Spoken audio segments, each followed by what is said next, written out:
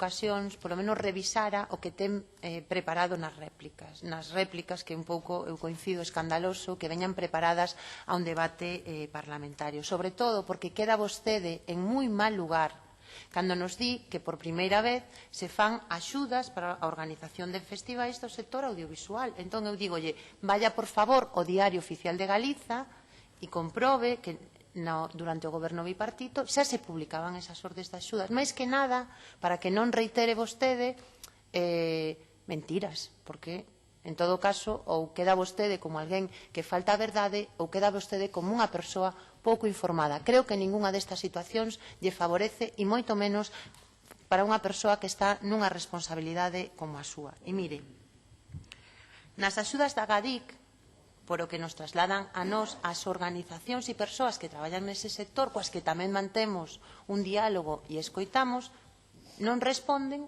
ao que pedía o sector. E, de feito, hai moito malestar con moitos dos cambios que vostedes introduciron. Hai moito malestar, e creo que vostede o sabe. Só ten que ler información que se publica, porque aí están sinalados moitos dos problemas que está creando os cambios que vostedes introduciron. Un deles, maior burocratización.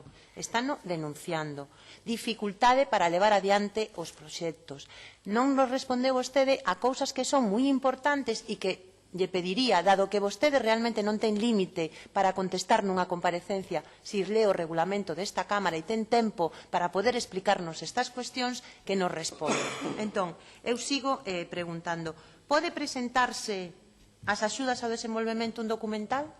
Estaría moi ben que non lo dixera. Pode presentarse nas axudas de talento, na modalidade de guións, un documental? Vostede di que hai todo apoio documental. Non.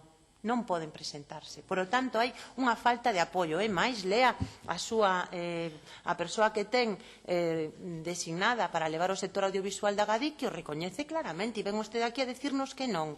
A ver, a realidade ten que ter algún espazo no Parlamento, tamén nas comparecencias do Goberno. Por lo tanto, isto, o que vostedes nos terán que explicar é por que o fan. Por que exclúen a unha das linguaxes que hai no sector audiovisual, sobre todo cando ademais estamos vendo como no documental, non podemos falar de algúns dos que están neste momento triunfando en festivais internacionais, son os que están posicionando ao cinema galego. Entón, que hai detrás desa política? Explíquenolo a nós e ao sector, que me consta que hai preocupación e que están pendentes hoxe da súa comparecencia neste Parlamento.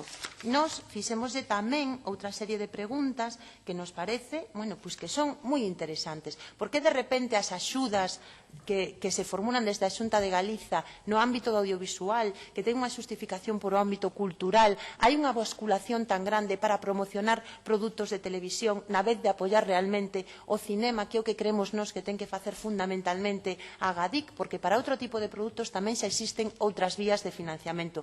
A que esquema responde? Non nos falou vostede de como vai ser a coordinación coa TVG, que é unha cuestión moi importante, porque o que non é lóxico é que a TVG non este sendo un dos principais lugares onde se exhibe o cinema e as producións culturais do noso país, e que vexamos, con perdón, algunhas cousas que son bazofia nunha televisión pública, mentres toda a creatividade e potencialidade que hai no noso país pois non está tendo un escaparate nunha televisión que pagamos entre todos e entre todas, por non entrar xa na cuestión de como se está financiando. Non nos explicou os cambios tampouco nas axudas ao talento. Por que se introduce a figura de produtor nunhas axudas deste tipo? Non ten ningún tipo de sentido, porque van xusto en contra desa filosofía. Se se lle quere dar cabida a outras persoas para poderen acceder a estas axudas, por que na configuración das axudas a produción e desenvolvemento non se lle dá cabida a todos esos novos creadores e creadoras que triunfaron gracias a estas axudas ao talento e, polo tanto, se aproveita e non se deixa no limbo a unha serie de novos directores que están triunfando, que son os que máis están levando ao noso cinema por o mundo adiante e que teñen un potencial moi claro, que emerxeu porque había potencial, pero porque houve un goberno que decidiu apoiar a creatividade, e ese goberno foi o goberno Señora Pontón, vaya rematando. De feito, pregúntese, señor Sutil, por que no marco do Festival de San Sebastián a quen chaman para explicar as axudas do talento é o anterior responsable da Axencia Galega do Audiovisual, Manolo González. Non chaman a ninguén da actual xunta. Pois por qué? Pois porque quen realmente deseñou unha política audiovisual e tiña unha visión estratégica foi ese goberno. Vostedes o único que fan é recortar, recortar e recortar. E eu insisto, vamos a partir de que hai recortes porque é realidade, 20%, pero non nos explicou vostede por que ao audiovisual o recorte que se lle aplica, collendo a cifra do ano 2009 de axudas, que eran 7 millóns de euros para o audiovisual con 5 ordes de axudas da GADIC. Non estamos falando do que había na Secretaría Xeral de Medios. Agora estamos en 2.300.000 e pico, porque non inclúo axudas aos festivais, porque antes estaba noutro departamento, o sea, un recorte do 67%. Explíquenos vostede a que se debe iso, porque non é polo recorte xeral, é por decisións políticas. E logo, cando vemos despilfarros como os que se fan a diario na Cidade da Cultura ou cousas que nos parecen absolutamente dislates como esa exposición on the road, que, como digo, máis cartos para unha exposición temporal que para todo o noso sector audiovisual. É, desde logo, unha mostra de como vostedes actúan. Eu fixenlle tamén propostas concretas.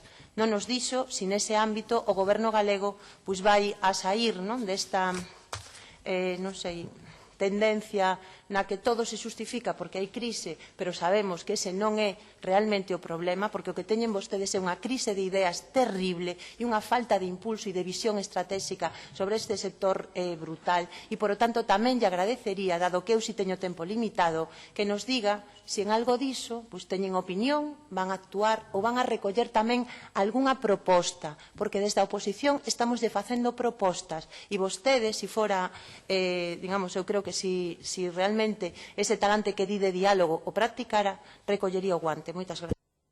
Gracias, señora Pontón. Por o Grupo Parlamentario de AGE ten a palabra o señor Ro.